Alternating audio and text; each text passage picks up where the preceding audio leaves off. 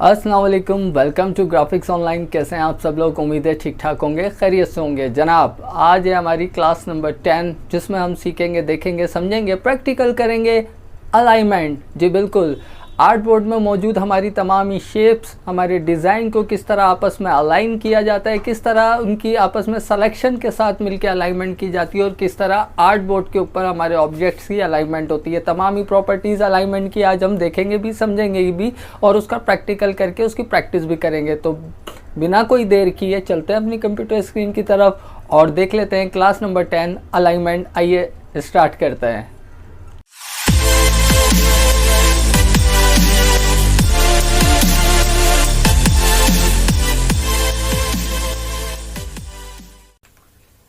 जी जनाब, तो आ गए हम अपनी कंप्यूटर स्क्रीन की तरफ। आज की जो हमारी क्लास है, क्लास नंबर 10, जिसमें हम आज देखेंगे अलाइनमेंट एंड डिस्ट्रीब्यूशन। अलाइनमेंट क्या होती है और क्यों होती है? इसका आसान सा जवाब ये है कि जब आप अपने इलस्ट्रेटर पे मौजूद अपने आर्ट को डिज़ाइन करते हो या कोई आर्ट क्रिएट करते हो, तो उसको अट्रैक्टिव बनाने के लिए आप जो भी डिज़ाइनिंग करते हो वो अलाइनमेंट के साथ करते हो।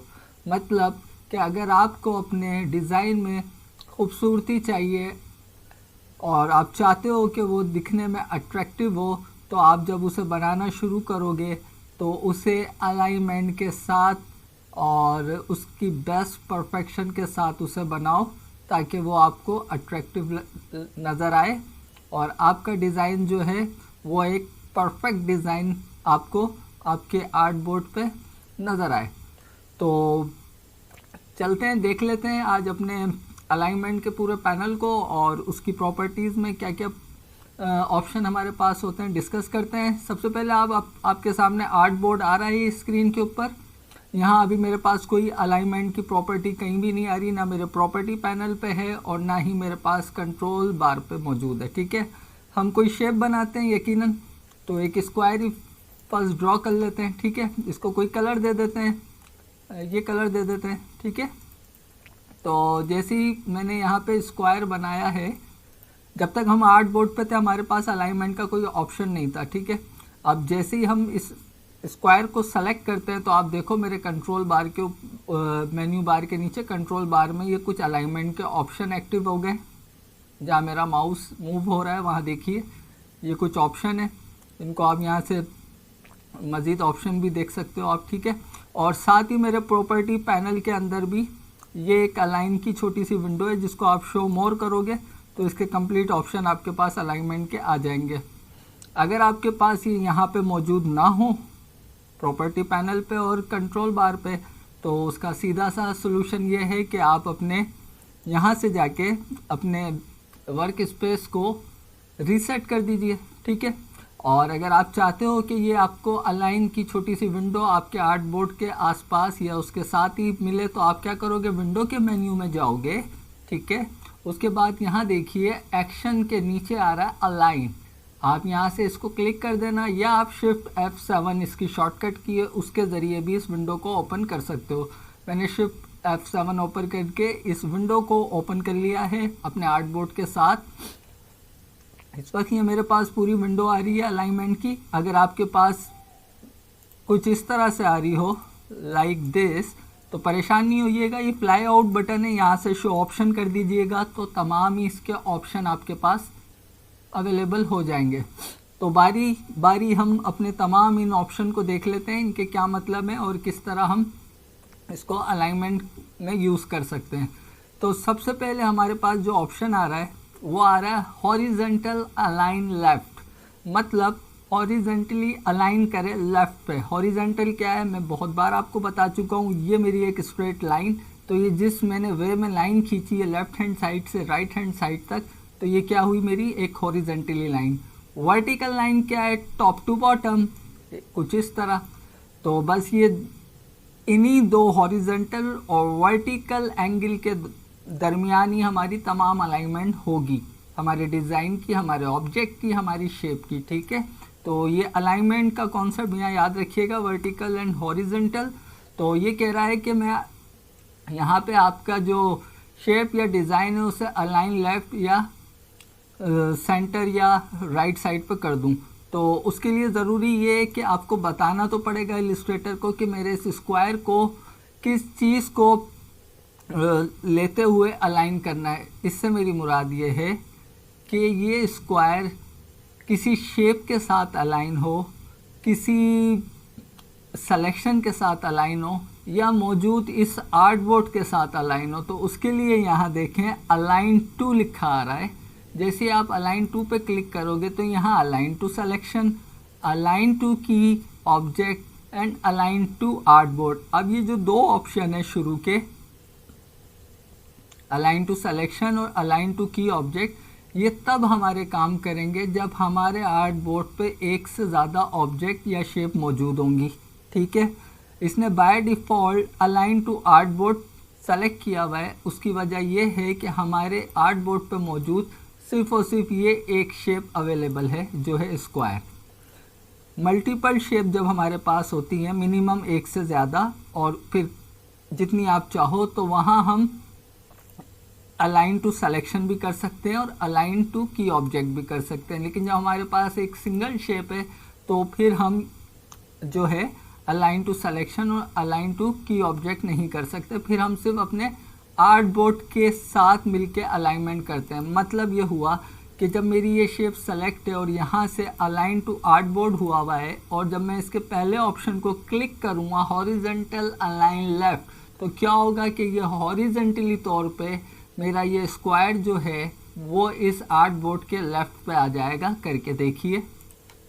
ठीक है, मैं इसे कहता हूँ कि मुझे हॉरिजेंटल अलाइन कर दो सेंटर में, तो अब क्या होगा, इस आर्टबोर्ड के सेंटर में अलाइन कर देगा हॉरिजेंटली। ठीक है, यहाँ तक ओके है। अब थर्ड ऑप्शन ये है हॉरिजेंटल अलाइन राइट। अब जैसे ही मैं इसको क्लिक करूँगा तो अब वो मेरा स्क्वायर कहाँ आएगा, राइट साइड पे। किसकी, आर्टबोर्ड की, क्योंकि हमने यहाँ से उसे कहा हुआ है अलाइन टू आर्टबोर्ड। और दूसरी बात ये कि सिंगल ऑब्जेक्ट आर्टबोर्ड के साथ ही अलाइनमेंट कर सकता है। ठीक है, तो अब मैं इसे कहता हूँ अलाइन टू राइट। तो आपने देखा इस तरह आपने लेफ्ट किया अपने ऑब्जेक्ट को, सेंटर में हॉरिजेंटली किया और फिर लास्ट में राइट साइड पे अलाइन किया अपने आर्टबोर्ड के। ठीक है, अब आप ये चाहते हो कि आपका ये जो स्क्वायर है, बल्कि पहले आप ये देख लो कि उसके बाद क्या आ रहा है, वर्टिकल अलाइन टॉप। वर्टिकल मैंने आपको बता दिया है, कुछ इस तरह से वर्टिकल होता है हमारा, ऊपर से टॉप टू बॉटम या बॉटम से टॉप, ये हमारी वर्टिकल अलाइनमेंट होती है। ठीक है, तो अब आप इसको पहला ऑप्शन पढ़ो, वर्टिकल अलाइन टॉप। मतलब अभी मेरा ऑब्जेक्ट यहाँ पड़ा है हॉरिजेंटली लेफ्ट पे, जैसे ही मैं इसको प्रेस करूँगा वर्टिकल अलाइन टॉप को, तो मेरा ऑब्जेक्ट कहाँ चला जाएगा, आर्टबोर्ड के टॉप पे। क्लिक करके देखिए। ठीक है, क्लियर है यहाँ तक बात। इसी तरह जब मैं सेंटर पे क्लिक करूँगा तो अब आर्टबोर्ड के कहाँ आ जाएगा, सेंटर में। ठीक है, और अब मैं इसे अगर कहूँगा कि आर्टबोर्ड के नीचे चले जाओ बॉटम में, तो मैं इसको क्लिक करूँगा तो ये यहाँ आ जाएगा। ठीक है, यहाँ तक ये आपको 3 ऑप्शन हॉरिजॉन्टल और 3 ऑप्शन वर्टिकल के समझ आ गए होंगे, मुझे उम्मीद है। अब मैं ये चाहता हूँ कि मेरे ये जो ऑब्जेक्ट है स्क्वायर ग्रीन कलर का, ये इस आर्टबोर्ड के सेंटर में आ जाए। तो उसके लिए मुझे क्या करना पड़ेगा, सबसे पहले तो मुझे इसको सेंटर में लाना पड़ेगा। तो मैं उसके लिए क्या करूं, पहले हॉरिजेंटली अलाइन करता हूं इसे सेंटर। अभी मेरा हॉरिजेंटली सेंटर आ गया। अब ये नीचे से तो हॉरिजेंटली सेंटर में आ गया, लेकिन मुझे तो आर्टबोर्ड के सेंटर के अंदर इसको रखना था। तो अब आर्टबोर्ड का सेंटर में किस तरह देखूंगा, इस तरह वर्टिकली। तो अब मैं उसे कहूँगा वर्टिकली तौर पे आर्टबोर्ड के सेंटर पे मुझे चाहिए, तो मैं फिर इसे ऐसे क्लिक कर दूंगा। तो अब अगर आप देखोगे तो आपका ये जो स्क्वायर है ये आर्टबोर्ड के बिल्कुल सेंटर में। आप चाहो तो आप इसको आर्टबोर्ड के लेफ्ट हैंड साइड पे बॉटम में भी रख सकते हो। किस तरह से, मैंने कहा आर्टबोर्ड के लेफ्ट हैंड साइड पे। तो पहले मैंने किया इसे लेफ्ट हैंड साइड आर्टबोर्ड का, और फिर मैंने क्या कहा, बॉटम पे, मैंने बॉटम को क्लिक कर दिया। तो इस तरह आप अपनी शेप को कहीं भी मूव कर सकते हो जहां आपका दिल चाहे। किस तरह, अलाइनमेंट की तरह। तो इस तरह से आप अपनी left to right, bottom to top and alignment कर सकते हो। अब बात कर लेते हैं जहाँ मल्टीपल ऑब्जेक्ट हों वहाँ हम क्या करें। तो मैं एक अनदर ऑब्जेक्ट बना लेता हूँ, एक सर्किल बनाता हूँ। इसका कलर जो है मैं ये दे देता हूँ समझने के लिए। अब मेरे पास क्या है, दो ऑब्जेक्ट हैं। अभी तक हम अलाइनमेंट कर रहे थे अपनी आर्ट बोर्ड के साथ, ठीक है। अब हम बात करते हैं यहाँ जो पहला ऑप्शन आ रहा है अलाइन टू सिलेक्शन। सिलेक्शन से मुराद कि आप सिलेक्शन के अंदर जितने भी ऑब्जेक्ट होंगे वो ही सिर्फ अलाइन हो सकते हैं, ठीक है। अब ये जब मैंने इन दोनों को ड्रैग करके सेलेक्ट कर लिया तो आप देखो मेरा ये एक बाउंडिंग बॉक्स बना गया इन दोनों ऑब्जेक्ट के चारों तरफ ना, और यही मेरा सिलेक्शन का एरिया है। तो अब जो भी इसमें अलाइनमेंट होगी वो इस पूरे बाउंडिंग बॉक्स के अंदर ही होगी। मतलब कि अगर अब मैं इस सर्किल को ये ग्रीन के सामने यहाँ लाना चाह रहा हूँ ऊपर टॉप पे, तो मैं क्या करूँगा, जाहिर सी बात है लेफ़्ट पे ही रहना है मुझे। ऑलरेडी मैं इस बाउंडिंग बॉक्स के लेफ़्ट पर हूँ और ये मेरा बाउंडिंग बॉक्स के राइट पर है। तो जब मुझे इसे ऊपर लाना है तो मैं क्या करूँगा, सिंपल है, मुझे कुछ नहीं करना है। इससे मुझे ये देखना है कि मुझे, और ये समझना है कि मुझे ऑरेंज वाले सर्किल को इस बाउंडिंग बॉक्स के टॉप पे लाना है और राइट हैंड साइड पे रखना है। तो सिंपल मैं सिर्फ इसको टॉप कर दूंगा। तो देखा आपने उसने किस तरह मेरे सर्किल को उस बाउंडिंग बॉक्स के टॉप पे कर दिया, ठीक है। इसी तरह अगर मैं चाहता हूँ कि मेरा ये ग्रीन बॉक्स जो है ये इस बार सर्किल के ऊपर आ जाए, ठीक है। तो अब मैं क्या करूँगा, सिंपल इस वक्त ये कहाँ है, बाउंडिंग बॉक्स के राइट पे। और किस तरह से राइट पे, हॉरिजेंटली राइट पे। इस बार मैं उसे कहूँगा हॉरिजेंटली तुम मुझे लेफ़्ट पे मिल जाओ ताकि मेरे सर्किल के ऊपर आ जाओ। तो मैं क्या करूँगा, हॉरिजेंटली लेफ़्ट, ठीक है। लेकिन ये सारी अलाइनमेंट कहाँ हो रही है, इन दो सिलेक्शन के बीच में। और सिलेक्शन के बीच का सिलेक्शन किसके अंदर है, हमारी इस बाउंडिंग बॉक्स के अंदर। तो जो हमारा अलाइनमेंट एरिया या सिलेक्शन एरिया जो है वो ये बाउंडिंग बॉक्स है, ठीक है। उम्मीद है बात समझ आ रही होगी।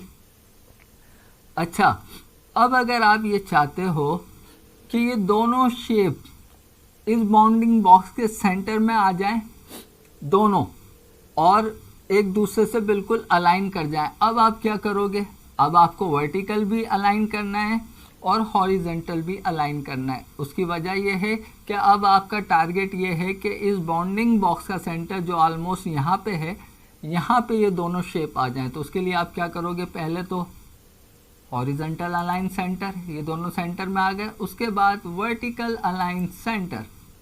तो देखा आपने, इस तरह से आपने इसको सेंटर अलाइन कर दिया दोनों शेप को। आपको अपना ग्रीन जो स्क्वायर बना हुआ है वो क्यों नज़र नहीं आ रहा है, क्योंकि वो स्क्वायर हमने पहले बनाया था और उसके बाद हमने जो बनाया था वो हमारा सर्किल था। तो सर्किल हमारे टॉप पे और स्क्वायर जो है वो हमारा वो बैक पे चला गया। तो स्क्वायर को बैक पे लाने के लिए क्या है कि आप इस सर्किल को सेंड टू बैक कर दें। तो अब आपका स्क्वायर यहाँ आ गया। तो इस तरह आपने दो ऑब्जेक्ट को सिलेक्शन में लेके दो ऑब्जेक्ट की सिलेक्शन को आपस में अलाइन कर दिया। उम्मीद है यहाँ तक बात क्लियर हो गई होगी। तो जनाब ये थी हमारी अलाइनमेंट सिलेक्शन की। अब बात करते हैं एक सर्किल एक ये और एक ये, ठीक है। इन तीनों के मैं चारों के कलर चेंज कर देता हूँ, ब्लू,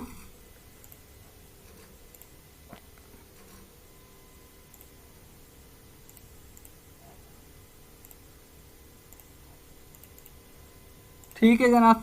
ये मैंने तमाम अपने जितने ऑब्जेक्ट सर्किल बनाए इन्हें मैंने सेलेक्ट कर लिया। अब यहाँ अनदर ऑप्शन आ रहा है, वो आ रहा है अलाइन टू की ऑब्जेक्ट। की ऑब्जेक्ट क्या होता है, की ऑब्जेक्ट हमारा होता है वो ऑब्जेक्ट जिसे हम मास्टर ऑब्जेक्ट बना देते हैं। मतलब कि मैं चाहता हूँ कि ये मेरा सर्किल है, इसके साथ ये तमाम ही मेरे जो दूसरे सर्किल हैं वो अलाइन हों, लेकिन मेरा ये सर्किल अपनी जगह से मूव ना करे। लेकिन मैं अगर देखें बिना की ऑब्जेक्ट बनाए इन्हें अगर सेंटर अलाइन करता हूँ तो क्या होता है, ये देखिए और ये देखिए मेरा सर्किल भी जगह से हिला, मेरे तमाम ऑब्जेक्ट जगह से हिले हैं।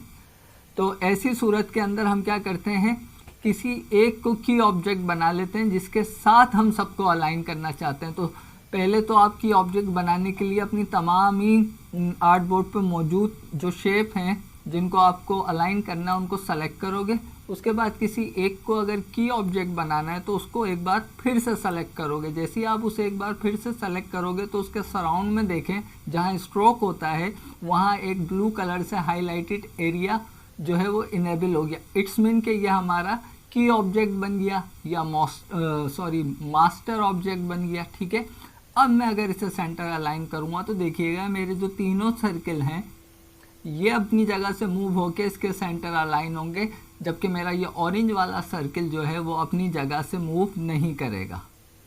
करके देखें, देखा आपने? तो इस तरह से आप किसी एक को की ऑब्जेक्ट बना के बाकी ऑब्जेक्ट को उसके साथ अलाइन कर सकते हो। तो फिर आप इस तरह से मज़ेदार शेप्स भी जो हैं वो क्रिएट कर सकते हो सिंपल अपनी अलाइनमेंट की मदद से। उम्मीद है बात समझ में आ रही है। एक मिसाल और ले लेते हैं इसी की ऑब्जेक्ट की, ताकि क्लियर हो जाए आपका की ऑब्जेक्ट। मैं इस बार स्क्वायर लेता हूँ और इसकी कॉपी ले लेता हूँ, सॉरी इस तरह से और इस तरह से। ठीक है, इन दोनों के मैं कलर चेंज करता हूँ और इसका कलर कोई और दे देते हैं, ये दे देते हैं। ठीक है, और इसका साइज़ मैं थोड़ा सा कम कर देता हूँ और इसका साइज़ मैं इससे भी कम कर देता हूँ। ठीक है, और अब इन तीनों को मैंने सेलेक्ट किया। आपको जूम करके दिखाने के लिए मैं इसे जूम करता हूँ। इन तीनों को मैंने सेलेक्ट कर लिया। अब अगर आप ये चाहते हो कि आपका ये सेंटर वाला रेड वाला जो एरिया है या आपका की ऑब्जेक्ट बन जाए और जब आप इसके साथ इन सबको सेंटर अलाइन करो तो ये ऑरेंज एंड ग्रीन ये इसके साथ आ जाए। ठीक है, तो आप क्या करोगे, आपने इसको की ऑब्जेक्ट बनाना है और इसके साथ इन दोनों की अलाइनमेंट करनी है। तो आप इस पर एक बार और क्लिक करोगे और अब कहोगे हॉरिजेंटल। तो अभी देखें वो ऑब्जेक्ट अपनी जगह पे रेड वाला, आप देखें मैं जैसे ही इसको हॉरिजेंटली अलाइन सेंटर करता हूँ मेरा रेड वाला ऑब्जेक्ट नहीं हिलेगा, मेरा ऑरेंज एंड ग्रीन जो है वो अपनी जगह से मूव होके इस रेड वाले के हॉरिजेंटली टॉप से भी और बॉटम से भी अलाइन होंगे सेंटर में। जैसे ही मैंने क्लिक किया तो आपने देखा मेरा ऑरेंज एंड ग्रीन इस रेड के हॉरिजेंटली अलाइन हुआ। इस बार मैंने उससे कहा अब आप कर दो इसे वर्टिकली अलाइन। अब क्या होगा, ये ऑरेंज एंड ये ग्रीन अपनी अपनी जगह से इस रेड के पास आके बिल्कुल सेंटर में अलाइन हो जाएंगे। करके देखिए, तो देखा आपने, इस तरह से आपने ये एक शेप क्रिएट कर ली। फिर आप इसे ग्रुप करके एक पूरा आर्ट बता दें। तो उम्मीद है अब आपको की ऑब्जेक्ट और आर्ट बोर्ड के साथ सिलेक्शन, की ऑब्जेक्ट बना के उसके साथ अलाइनमेंट, आर्ट बोर्ड के साथ अलाइनमेंट और दो या दो से ज़्यादा ऑब्जेक्ट को सिलेक्शन में लेके उसकी अलाइनमेंट, यहाँ तक की बात समझ आ गई होगी। आगे बढ़ते हैं। इसके बाद वो हमारे पास क्या ऑप्शन दे रहा है, यहाँ पे देखिए डिस्ट्रीब्यूट ऑब्जेक्ट्स। ठीक है, यहाँ अलाइनमेंट की बात नहीं हो रही। काफ़ी लोग यहाँ आके कंफ्यूज हो जाते हैं कि यार ये चीज़ें अलाइन क्यों नहीं हो रही हैं। असल में यहाँ वो अलाइनमेंट नहीं कर रहा। यहाँ अगर आप रुको और पढ़ो तो देखो वर्टिकल डिस्ट्रीब्यूट टॉप, यहाँ वो बात कर रहा है। मैं कुछ फिर आपके सामने यहाँ शेप बनाऊँ, फिर इसकी कॉपी लूँ। अरे यार, इस तरह से और फिर इस तरह से और फिर कुछ इस तरह, कुछ इस तरह और कुछ इस तरह। ठीक है, इन सब के जल्दी से कलर चेंज कर देते हैं। इसका भी यही दे देते हैं। ठीक है, अब ये मेरे पास तमाम ही ऑब्जेक्ट हैं, ऑलमोस्ट 6 ऑब्जेक्ट मेरे हैं। ये स्क्वायर आप देखें, इसमें और इसमें जो बीच में जो फासला है उसको देखिए, इन दोनों का फासला देखिए, और ये मेरी ये वाला स्क्वायर इस स्क्वायर पे ओवरलैप हो रहा है, इसके दरमियान फासला और इसके दरमियान फासला। ये तमाम चीज़ों को आप जहन में रखिए और इनकी स्पेसिंग पे नज़र रखिए, ठीक है। उसके बाद देखें डिस्ट्रीब्यूट ऑब्जेक्ट्स, मतलब ये हुआ कि ये जो इनके दरमियान की स्पेसिंग है, ये इनके दरमियान की जो स्पेसिंग है, ये सिर्फ इन्हें कंट्रोल करने के लिए। किस तरह से? अगर आप पहला ऑप्शन देखो, ये यहाँ पे है vertical distribute top, vertically distribute करेगा टॉप से, यानी कि वर्टिकली स्पेसिंग करेगा हर ऑब्जेक्ट के टॉप को लेके सेकंड ऑब्जेक्ट के टॉप से वर्टिकली उनकी स्पेसिंग को एडजस्ट करेगा, ठीक है। लेकिन यहाँ ये चीज़ असरअंदाज नहीं होगी, क्योंकि यहाँ ये जो आपने अपनी एक शेप क्रिएट की है इतने सारे स्क्वायर को लेके, तो ये क्या चीज़ है हमारी, ये हमारी हॉरिजेंटली एक शेप है। इसके लिए हम आएंगे इसके बराबर के ऑप्शन में, यहाँ कह रहा है हॉरिजेंटली डिस्ट्रीब्यूट सेंटर। अब वो क्या करेगा, हॉरिजेंटली मतलब इस तरह से, जिस तरह ये एक लाइन है मेरी, इस तरह से डिस्ट्रीब्यूट करेगा इन तमाम को। कहाँ से? सेंटर से। ये जो इसके सेंटर पॉइंट आ रहे हैं ना हर स्क्वायर के, इसके सेंटर से इक्वली गैप से डिस्ट्रीब्यूट कर देगा। करके देखिए क्या हुआ उसने। और एक चीज़ और ध्यान में रखें, देखिए मैं दोबारा करता हूँ, इन ऑब्जेक्ट पे आप नज़र रखें। उसने क्या किया, जैसे ही मैंने इसे क्लिक किया, आप कलरों का ध्यान रखें और अपने ऑब्जेक्ट पे नज़र रखें और देखिए जैसे ही मैं इस पर क्लिक करता हूँ तो उसने क्या किया, एक तो इन सब में आपस में जो इनका गैप था वो इक्वल कर दिया, ठीक है।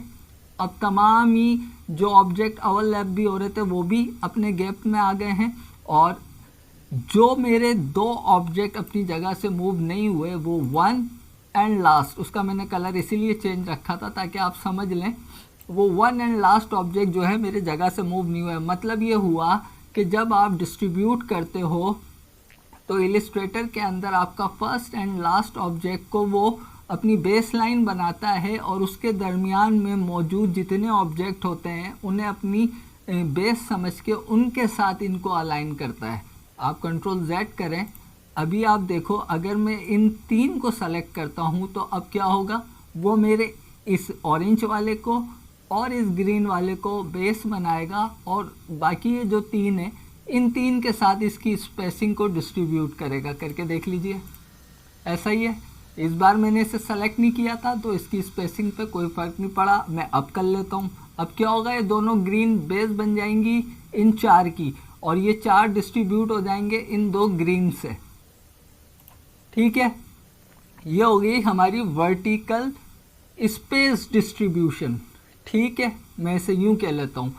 अगर इसके साथ ही ऑप्शन, इसकी एक और कॉपी लेते हैं यहाँ पे और इसको यहाँ रख के इस बार रोटेट कर लेते हैं, ठीक है। और इसको फिर हम इसकी अगर शेप को, सॉरी,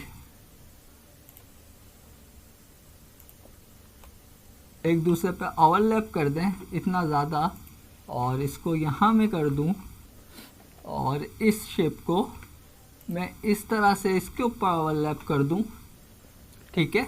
अब मैं ये तमाम चीज़ें सेलेक्ट करता हूँ, ठीक है। याद रखिएगा फर्स्ट एंड लास्ट ऑब्जेक्ट को ये बेस बनाएगा और उसके बाद मैं इसे कहूँ वर्टिकल डिस्ट्रीब्यूट। यहाँ हमने हॉरिजेंटल किया था, क्यों? क्योंकि हमारी ये लाइन हॉरिजेंटली चल रही थी। हमारा ये डिज़ाइन जो हमने स्क्वायर से बनाया था ये हॉरिजेंटली था। अब जो हमारा स्क्वायर सारे आपस में रखे हुए हैं यहाँ पे वो वर्टिकली रखे हुए हैं, तो अब जो वो डिस्ट्रीब्यूशन करेगा इनके स्पेस की, इवनली जो इन्हें ला के रखेगा वो वर्टिकली रखेगा। क्लिक कीजिए, देखा आपने, उसने तमाम को एक साथ इवनली डिस्ट्रीब्यूट कर दिया वर्टिकली। बात समझिए आपने। एक और एग्जाम्पल ले लेते हैं, हम इसकी फिर कॉपी लेते हैं और इसको यहाँ रखते हैं। हम vertical distribution and horizontal distribution को ज़रा सा और समझ लेते हैं। अब मैं यहाँ इसमें इतना गैप देता हूँ और यहाँ इतना गैप देता हूँ, ठीक है। अब ये क्या है, कौन सी लाइन है? एक तरह से ये किस पोजीशन में रखे हुए मेरे स्क्वायर, हॉरिजेंटल पोजीशन में। तो मैं क्या करूँगा, डिस्ट्रीब्यूट हॉरिजेंटल सेंटर, ये लीजिए जनाब। इधर इसने गैप ज़्यादा लिए, इधर इसने गैप लिए ही नहीं, और इधर इसने इतने मामूली गैप लिए। इसकी क्या वजह है? इसकी वजह यह है कि इसने इस गैप को और इस गैप को कंसिडर किया। इन दोनों गैप का जो टोटल अमाउंट थी उसको इसने फार्मूला अपने अंदर अप्लाई किया कि इस हिस्से के गैप को इस हिस्से के गैप को इन चारों में डिवाइड करना है मुझे, उसके बाद इसको डिस्ट्रीब्यूट करना है। ठीक है, बात समझ रहे हैं। एक और एग्जाम्पल लेते हैं यहाँ पे, ताकि ये आपको थोड़ा मैथमेटिकली भी समझ में आ जाए बात। इस बार मैं इसके गैप को और इसके गैप को इतना करता हूँ, और अब मैं इन सबको सेलेक्ट करता हूँ। अभी मैं वर्टिकली बात कर रहा हूँ, और अब देखिए अगर मैं इसे वर्टिकली सेंटर करता हूँ तो ये क्या करेगा। अब आपने गैप देखा, अब इसने कौन सा गैप कंसिडर किया, इसने इस गैप को ग्रीन से लेके ऑरेंज तक और टॉप वाले गैप को ग्रीन से लेके ऑरेंज तक इनको कंसिडर किया। ठीक है, आपस में मल्टीप्लिकेशन की और इन चार से डिवाइड करके मुझे इतने इतने गैप हर उसमें प्रोवाइड कर दिए। उम्मीद है यहाँ तक आपको बात समझ में आ गई होगी कि डिस्ट्रीब्यूशन आपके आर्ट बोर्ड पे मल्टीपल शेप में मौजूद गैप्स जो कि आप अलाइन नहीं कर पाते हो इजीली, उनको एक परफेक्शन से अलाइन कर देता है, वर्टिकली भी हॉरिजेंटली भी। इन केस अगर आप ये चाहते हैं, अगर कि आप ये चाहते हैं कि ये जो गैप आ रहे हैं मैं इन गैप को कोई अमाउंट दे के सबको दूं, तो आप बिल्कुल वो दे सकते हो। उसके लिए क्या, मैं फिर एक अनदर कॉपी लेता हूँ आपको समझाने के लिए, और इस बार मैं इन सबको सेलेक्ट करता हूँ एक बार। और आप जब किसी को गैप डिफाइन करना चाहोगे, वो इन ऑब्जेक्ट में से किसी को भी आपको एक की ऑब्जेक्ट बनाना पड़ेगा। अगर आप यहाँ से simple align to key object कर देते हो तो जो लास्ट ऑब्जेक्ट आपने बनाया होगा, ये ग्रीन वाला मैंने लास्ट बनाया होगा, तो वो उसको बाय डिफ़ॉल्ट इलिस्ट्रेटर आपका लास्ट ऑब्जेक्ट को की ऑब्जेक्ट अपनी तरफ से असाइन कर देगा। लेकिन आप चाहते हो कि आप किसी और को की ऑब्जेक्ट बनाना चाहते हो, तो सिंपल है, मैं इसको की ऑब्जेक्ट बनाना चाह रहा हूँ, मैंने सिंपल इस पर लाके क्लिक कर दिया, तो अब मेरा की ऑब्जेक्ट ये 3rd नंबर वाला जो स्क्वायर था ऑरेंज कलर का, ये हो गया। आप जिसे चाहें उसको क्लिक करके की ऑब्जेक्ट बना सकते हैं। ठीक है, अच्छा जी, अब मैंने आपसे क्या बात की थी कि मैं चाहता हूँ कि इसकी जो स्पेसिंग आए वो मेरी मर्ज़ी के अमाउंट से आए, या जितने पिक्सल मैं दूँ उतनी पिक्सल स्पेसिंग हो। तो पहले तो मैं इस सबको सेलेक्ट करके किसी एक को की ऑब्जेक्ट बना लिया मैंने। उसके बाद यहाँ देखिए, यहाँ मुझसे पूछ रहा है अमाउंट, वैल्यू ऑफ स्पेसिंग। अगर आप यहाँ पे अपने माउस को रखोगे तो नीचे पूरा लिखा हुआ आ रहा है, to specify spacing value choose a key object by clicking. तो वो कह रहा है यहाँ वो वैल्यू दीजिए जितना आपको इन तमाम 6 शेप्स के अंदर गैप चाहिए। तो मैं कह देता हूँ मुझे 10 पिक्सल का गैप चाहिए इन तमाम के अंदर। ठीक है, और उसके बाद किस तरह से चाहिए, हॉरिजेंटली चाहिए या वर्टिकली चाहिए। मैंने कहा मुझे वर्टिकली चाहिए। तो अब अगर आप इसे मैनेज करो, इसे देखो, तो ये 10 पिक्सल का गैप है। आप इसे चेक भी कर सकते हैं। एक स्क्वायर बनाइए यहाँ पे 10 बाय 10 पिक्सल।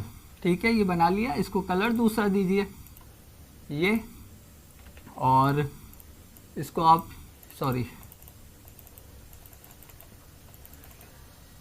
आप इसे यहाँ ला के देखें, देखा आपने आप जी जनाब। तो यहाँ पे उसने क्या किया, मेरी तमाम ही स्क्वायर को यहाँ पे 10 पिक्सल से स्पेसिंग करके डिस्ट्रीब्यूट कर दिया। मैं इस स्पेसिंग को कम भी कर सकता हूँ। मैं कहता हूँ मुझे 5 पिक्सल स्पेसिंग चाहिए, मैंने 5 लिखा और उसको क्या कहा, अगर मैं हॉरिजॉन्टल करूँगा तो क्या होगा, कुछ इस तरह से हो जाएगा। किस लिए, इसलिए कि मेरी ये जो शेप बनी हुई है वर्टिकली तौर पे बनी हुई है। ये एक लाइन, अगर आप इसे एक इस तरह से देखो तो ये ऊपर से नीचे की तरफ आ रहा है, टॉप टू बॉटम। तो वर्टिकल है, तो यहाँ मैं उसे कहूँगा किसी एक को, और उसके बाद वर्टिकल डिस्ट्रीब्यूट स्पेस कम हो गई। पहले 10 पिक्सल थी, अब कितनी हो गई, 5 पिक्सल। इसी तरह आप इसकी स्पेस बढ़ाना चाहते हो तो आप इस बार 50 पिक्सल कर दो, और उसके बाद इसको कर दो वर्टिकल। तो अब आप देखो ये 50 पिक्सल स्पेस आपकी फी स्क्वायर के दरमियान में मौजूद है। ठीक है, आप चाहें तो यहाँ रूलर रख के नाप भी सकते हैं, इस तरह से कि जो आपने 50% स्पेस दी है वो 50% है। अब आप इसे देख लो, ये बिल्कुल 50% आपकी स्पेस है। इस तरह आप इसको नाप भी सकते हो कि 50 पिक्सल की स्पेस आपने जो असाइन की थी वो आई या नहीं आई। एक चीज़ और मैं आपको बताता चलूँ कि अगर आप चाहते हैं कि आपके तमाम ऑब्जेक्ट जो हैं वो इस आर्ट बोर्ड के साथ डिस्ट्रीब्यूट हो जाए, मतलब ये जितना आर्ट बोर्ड का एरिया है उसके साथ वर्टिकल, तो क्या करेंगे आप सिंपल इस ड्रॉप डाउन से आर्ट बोर्ड को सेलेक्ट करेंगे और वर्टिकली तौर पे इसे डिस्ट्रीब्यूट कर देंगे। तो देखा आपने, ये तमाम मेरे 6 ऑब्जेक्ट जो थे वो इस बार आर्ट बोर्ड के साथ डिस्ट्रीब्यूट हुए हैं। किसी की ऑब्जेक्ट के साथ नहीं हुए, किसी सिलेक्शन के साथ नहीं हुए, इस पूरे आर्ट बोर्ड के साथ उन्होंने अपने आप को डिस्ट्रीब्यूट कर दिया। जितनी स्पेस इस आर्ट बोर्ड में थी, इन 6 के 6 स्क्वायर ने उस स्पेस को अपने साथ मल्टीपल करके डिस्ट्रीब्यूट कर लिया अपनी स्पेसिंग को। ठीक है, उम्मीद है बात समझ आ रही होगी। और इसी तरह आप अगर इस हॉरिजॉन्टल को चाहो तो इसे भी अपने आर्ट बोर्ड के साथ हॉरिजॉन्टली डिस्ट्रीब्यूट कर दो। बात क्लियर है यहाँ तक? इसको वर्टिकली आप करना चाहो वर्टिकली कर दो। तो इस तरह से हम अपनी डिस्ट्रीब्यूशन कर सकते हैं मल्टीपल ऑब्जेक्ट के साथ, हॉरिजॉन्टली, वर्टिकली, किसी की ऑब्जेक्ट को बना के और अपने आर्ट बोर्ड के साथ। जी जनाब, तो कैसी लगी आपको आज की क्लास? उम्मीद है पसंद आई होगी, समझ आई होगी। कोई प्रॉब्लम है, इशू है, कमेंट कर दीजिएगा, मैं आपको उसका रिप्लाई देने की भरपूर कोशिश करूँगा। अपना बहुत ज़्यादा ख्याल रखिएगा। Too much take care. अल्लाह हाफ़िज़।